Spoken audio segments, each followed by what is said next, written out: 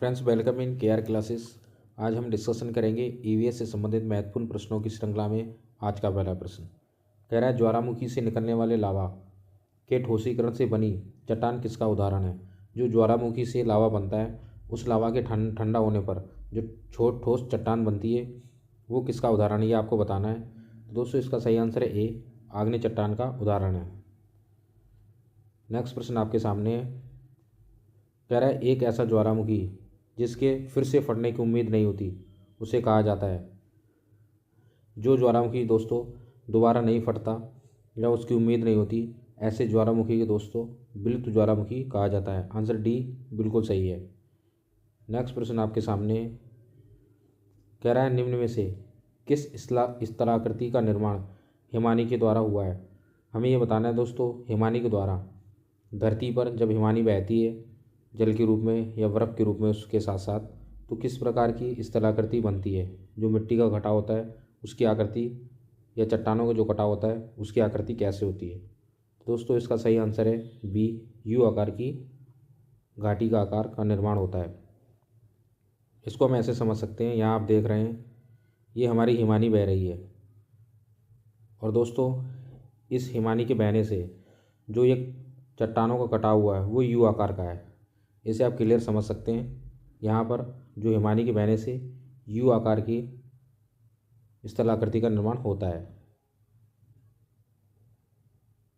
Next प्रश्न आपके सामने कह रहा, भारत में हिमालय की सबसे ऊंची चोटी कौन सी है।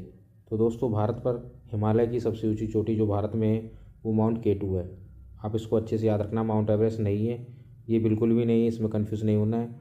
जो भारत में हिमालय की सबसे ऊंची चोटी माउंट केटू है। ए आंसर बिल्कुल सही है। नेक्स्ट प्रश्न आपके सामने कह रहा है, माउंट एवरेस्ट के बारे में सही कथन चुनिए। यह नेपाल का भाग है, इसकी चोटी की ऊंचाई 8900 मीटर है या 8848 मीटर है। यह भारत का भाग है। दोस्तों, ये गलत हो गया। जो माउंट एवरेस्ट है वो भारत का भाग नहीं है, ये तिब्बत का भाग है, ये भी गलत हो गया। ये जम्मू कश्मीर का भाग है, ये भी गलत हो गया। ए बिल्कुल सही आंसर है, नेपाल का भाग है, और इसकी जो चोटी की ऊंचाई है वो लगभग 8848 मीटर है, या इसको हम 8900 मीटर भी कह सकते हैं। नेक्स्ट प्रश्न आपके सामने कह रहा है, माउंट एवरेस्ट का एक भाग है। आपको ये बताना है जो माउंट एवरेस्ट का एक भाग कहाँ है। तो दोस्तों, एक भाग नेपाल का है। जो माउंट एवरेस्ट का जो एक भाग है वो किसका भाग है, नेपाल का भाग है।